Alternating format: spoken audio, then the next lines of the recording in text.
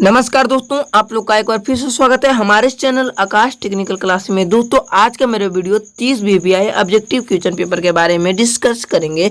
जो दोस्तों 10 आपका पॉलिटेक्निक का क्वेश्चन है और 10 आपका आईटीआई का क्वेश्चन है और 10 पैरामेडिकल का क्वेश्चन है। जो दोस्तों polytechnic ITI paramedical entrance exam जैसे तैयारी के लिए ये सब प्रश्न अधिकतर बार पूछे जाते हैं, यानी बार बार पूछे जाते हैं। तो चलिए दोस्तों पहला प्रश्न की ओर चलते हैं।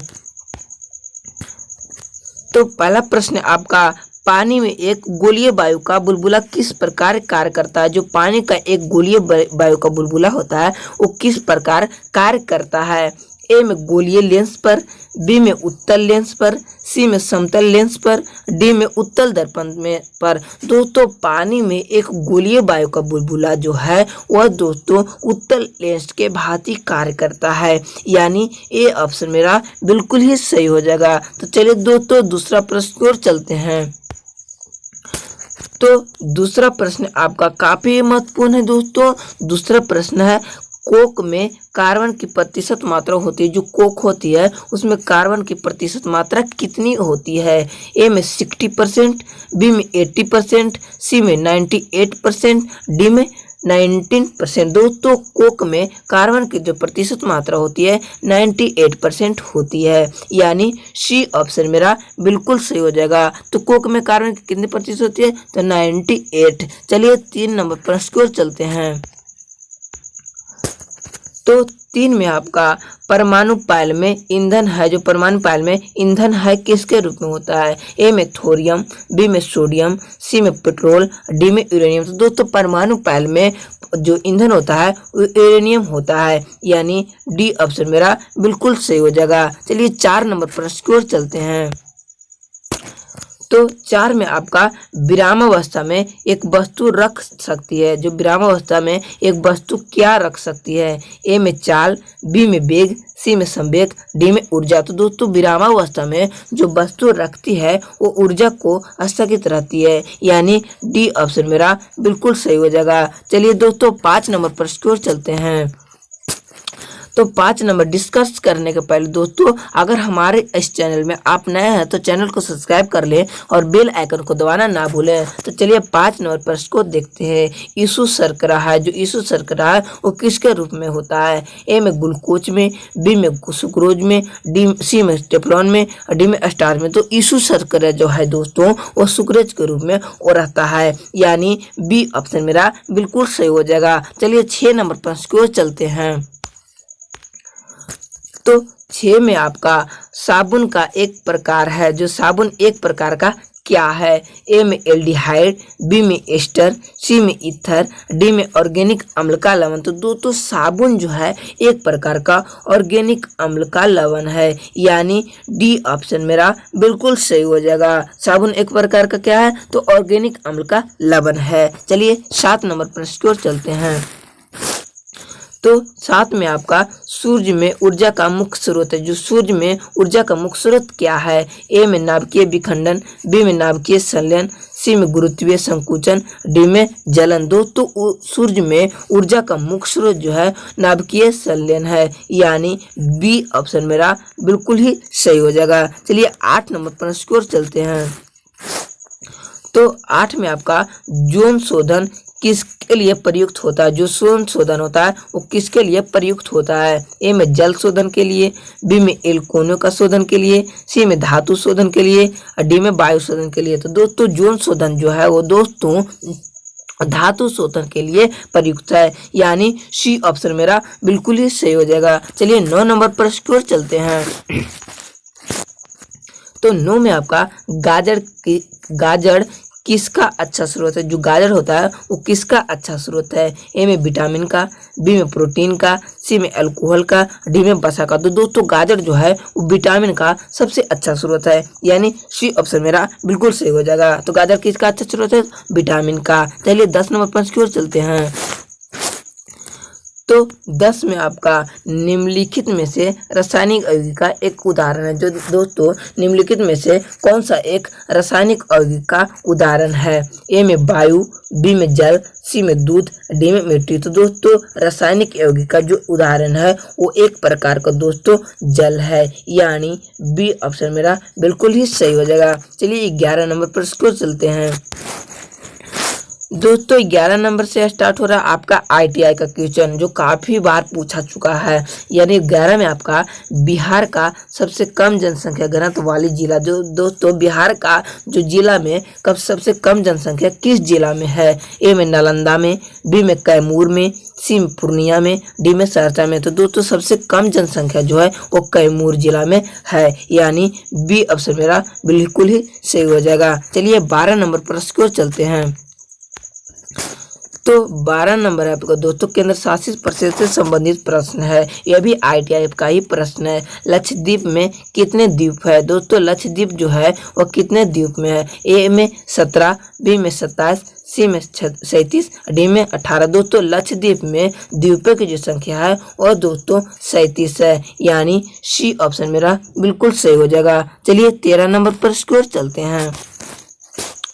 तो 13 में आपका त्रिवेणी नहर में किस नदी से पानी आता है? जो त्रिवेणी नहर है उसमें किस नदी से पानी आता है? ए में सोन नदी से, बी में कोसी नदी से, सी में गंडक नदी से, डी में यमुना नदी से। दोस्तों त्रिवेणी नहर में जो है वह दोस्तों गंडक नदी से पानी आता है, यानी सी ऑप्शन में मेरा सही हो जाएगा। तो त्रिवेणी नहर किस नदी से पानी आता है? तो गंडक नदी से, यानी सी ऑप्शन मेरा बिल्कुल सही हो जाएगा। चलिए 14 नंबर पर स्कोर चलते हैं। तो 14 में आपका भारत के किस राज्य में सर्वाधिक जनसंख्या घनत्व है? दोस्तों जनसंख्या घनत्व पूछेगा तो हम लोग दोस्तों दिल्ली को टिक लगाएंगे, यानी बी ऑप्शन मेरा बिल्कुल ही सही हो जाएगा। तो सबसे अधिक जनसंख्या घनत्व कौन सा? तो दिल्ली। दोस्तों यहाँ पर 2 ऑप्शन है तो दोनों को दिल्ली ही मारेंगे, यानी सबसे अधिक जनसंख्या घनत्व किसका? तो दिल्ली का, यानी ए और बी दोनों सही हो जाएगा यहाँ पर। चलिए 15 नंबर पर स्कोर चलते हैं। तो 15 में आपका मूल रूप से बिहार शब्द का अर्थ है। दोस्तों मूल रूप से बिहार जो मेरा है उसका अर्थ क्या निकलता है? ए में बौद्ध मठ, बी में देवताओं का भूमि, सी में आर्य प्रदेश, डी में हरियाली का प्रदेश। तो दोस्तों मूल रूप से जो बिहार का अर्थ है वो बौद्ध मठ से प्रसिद्ध है, यानी ये ऑप्शन मेरा बिल्कुल ही सही हो जाएगा। चलिए 16 नंबर पर स्कोर चलते हैं। तो 16 में आपका जयप्रकाश नारायण किस पार्टी से संबंधित है? जो जयप्रकाश नारायण जो है वो नेता है दोस्तों, वो किस पार्टी से संबंधित थे? ए में कांग्रेस, बी में किसान सभा, सी में समाजवादी, डी में रायवादी। दोस्तों जयप्रकाश जो नारायण जो है दोस्तों वो समाजवादी पार्टी से संबंधित है, यानी सी ऑप्शन मेरा बिल्कुल ही सही हो जाएगा। चलिए 17 नंबर पर स्कोर चलते हैं। तो 17 में आपका जापान की क्राउन राजकुमारी का नाम क्या है? दोस्तों जापान की जो क्राउन राजकुमारी है उसका नाम क्या है? ए में टोको, बी में टोनो, सी में आइको, डी में पिको। तो दोस्तों जापान की जो क्राउन राजकुमारी है उसका नाम आइको है, यानी सी ऑप्शन मेरा सही हो जाता है आइको। चलिए 18 नंबर पर स्कोर चलते हैं।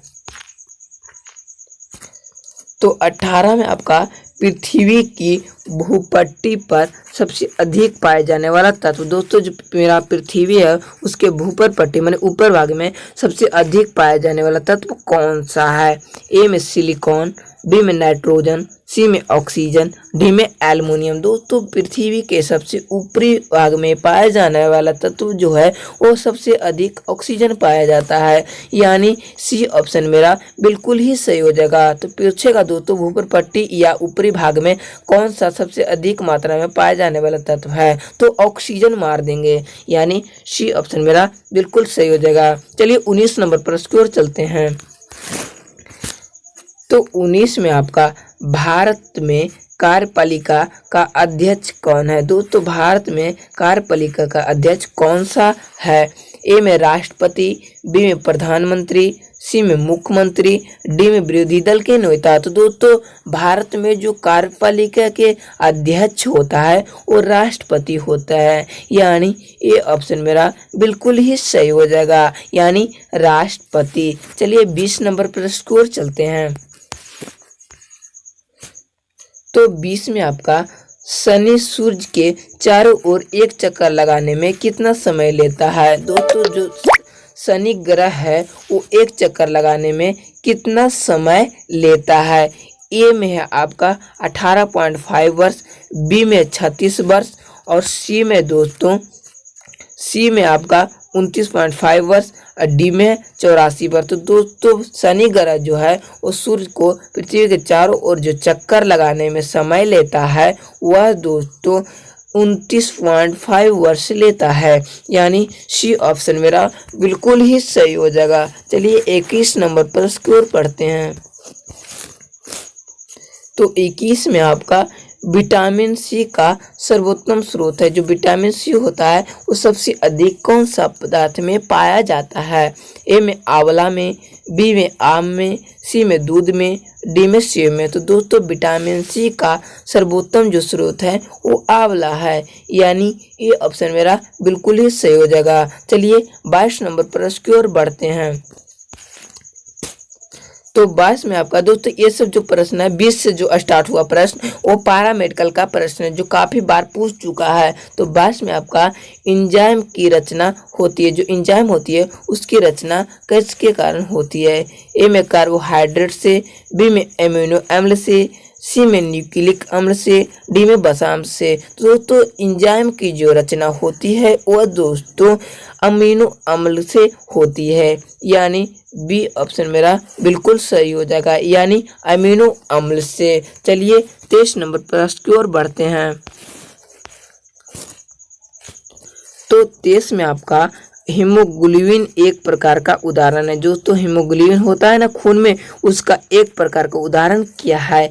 ए में रचनात्मक प्रोटीन का, बी में वहन प्रोटीन का, सी में रक्षक प्रोटीन का, डी में एंजाइम प्रोटीन का। तो दोस्तों हीमोग्लोबिन एक प्रकार का जो उदाहरण है दोस्तों वो वहन प्रोटीन का है, यानी बी ऑप्शन मेरा बिल्कुल ही सही हो जाएगा, यानी वहन प्रोटीन का। चलिए 24 नंबर पर स्कोर चलते हैं।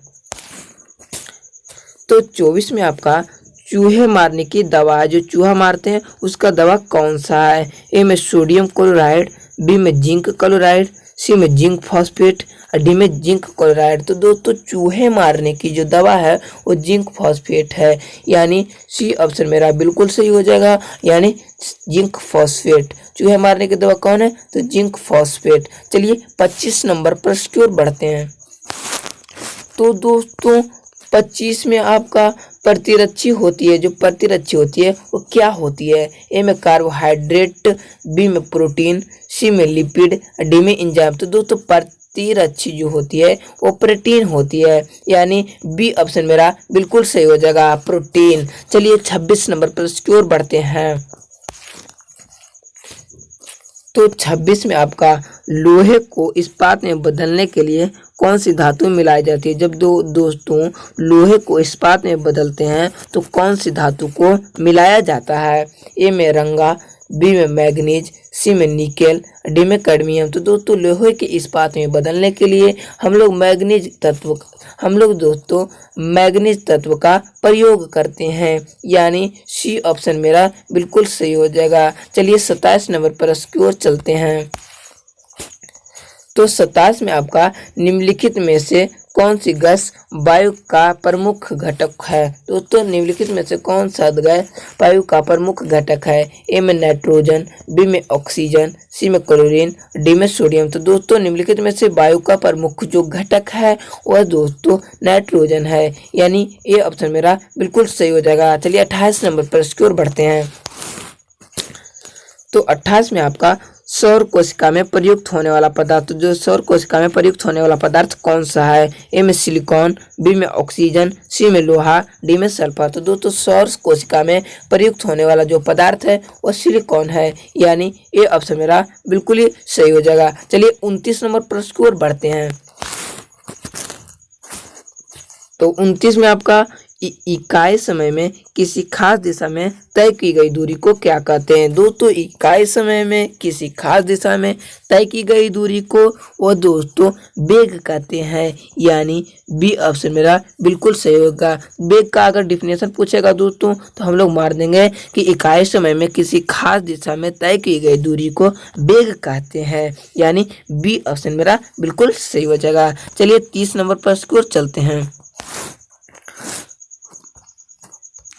तो 30 में आपका दोस्तों और अंतिम प्रश्न है। तो 30 का आपका प्रश्न है, दूरदृष्टि के उपचार के लिए कौन सा लेंस का प्रयोग किया जाता है? जब दूरदृष्टि दोष होता है तो उसके उपचार के लिए कौन सा लेंस का प्रयोग किया जाता है? ए में उत्तल लेंस का, बी में अवतल लेंस का, सी में उत्तल लेंस दर्पण का, डी में समतल लेंस का। दोस्तों दूरदृष्टि दोष के उपचार के लिए जो लेंस में प्रयोग में लाया जाता है वो उत्तल लेंस के प्रयोग में लाया जाता है, यानी ये ऑप्शन मेरा बिल्कुल सही हो जाएगा। दोस्तों अगर निकट दृष्टि पूछेगा तो अवतल लेंस को मार देंगे, दूरदृष्टि पूछे तो उत्तल लेंस, और दोस्तों निकट दृष्टि दोष पूछे तो अवतल लेंस, यानी ये ऑप्शन मेरा बिल्कुल ही सही हो जाएगा। चलिए दोस्तों आज बस इतना ही, मिलते हैं अगले वीडियो में।